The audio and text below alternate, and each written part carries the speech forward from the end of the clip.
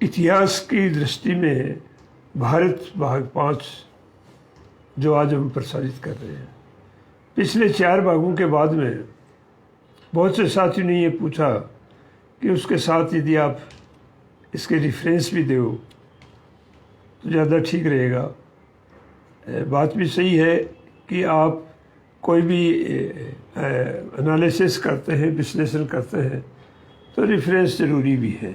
और आज जो एपिसोड हम दे रहे हैं ये episode static of the election commission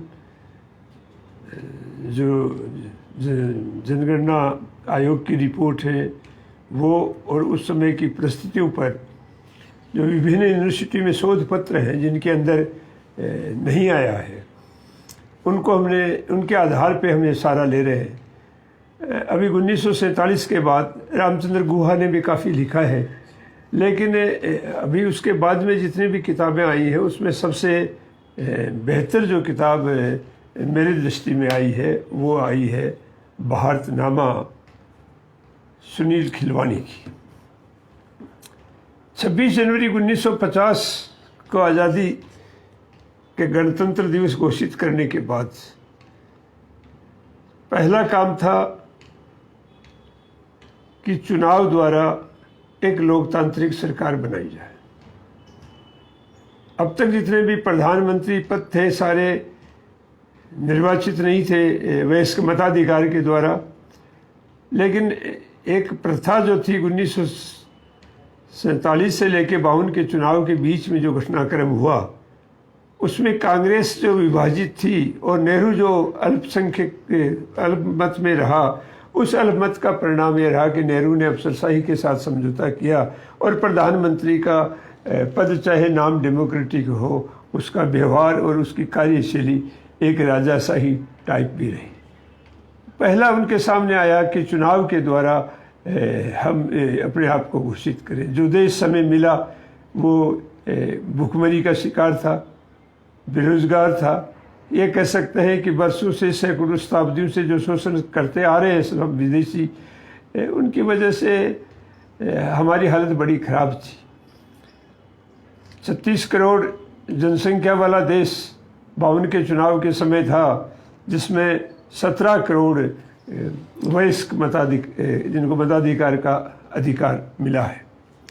और 17 अप्रैल 1952 को जो पहली लोकसभा का गठन हुआ, उस लोकसभा के अंदर जो कुल सीट 494 जो सीट थी, उन सीटों में से 497 जो सीट थी उन सीटों में से कांग्रेस ने 364 सीटें जीती।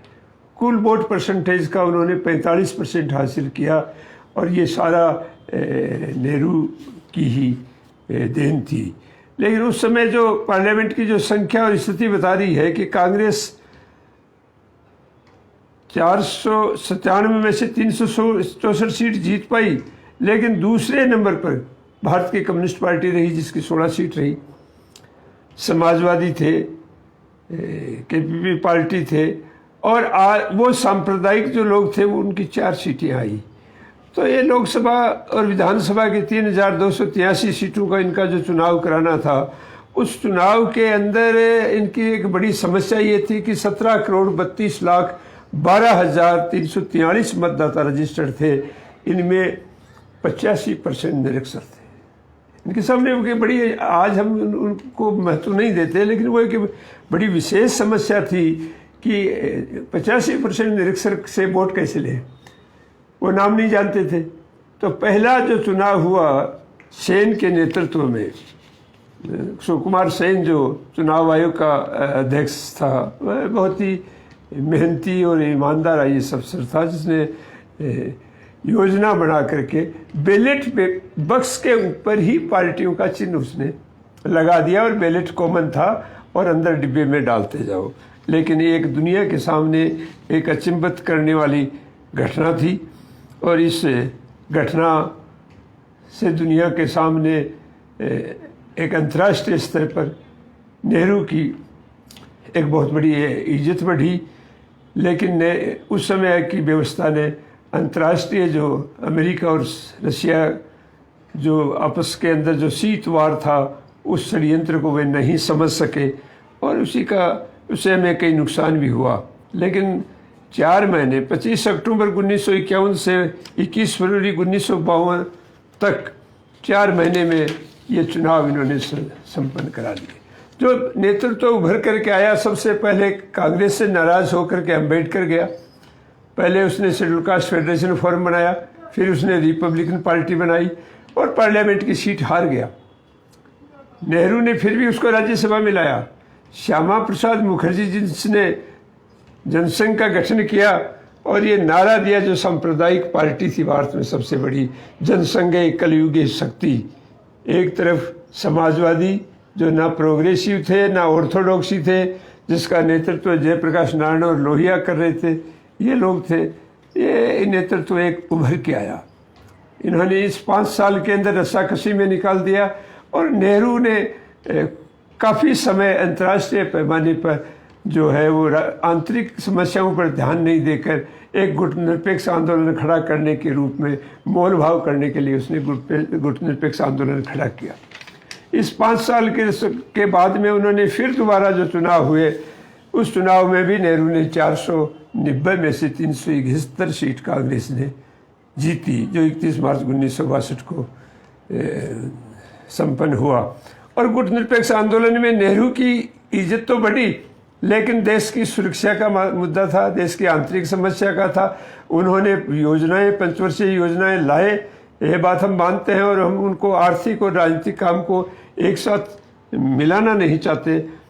लेकिन फिर भी जो साम्राज्य उस समय साम्राज्यवादियों के सामने जो हथियार थे, एक उनके मुख थे वर्ल्ड बैंक के, ये सारे ऑर्गेनाइजेशन, उनके आगे आखिर में इनको कई चीज़ों के लिए समझौता करना पड़ा। और नेहरू की सबसे ज़्यादा पोजीशन और स्थिति के अंदर जो अंतर आया, वो अंतर 1962 का जो भारत चाइना का जो वार था उसमें आया।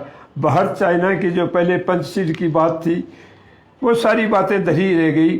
और नौबत जो है एक महत्वपूर्ण मुद्दा जो आज भी भारत की जनता के सामने खुलकर नहीं आया कि चाइना की लड़ाई क्यों हुई और चाइना क्यों वापस मैकमोहन लाइन के पीछे वापस चला गया।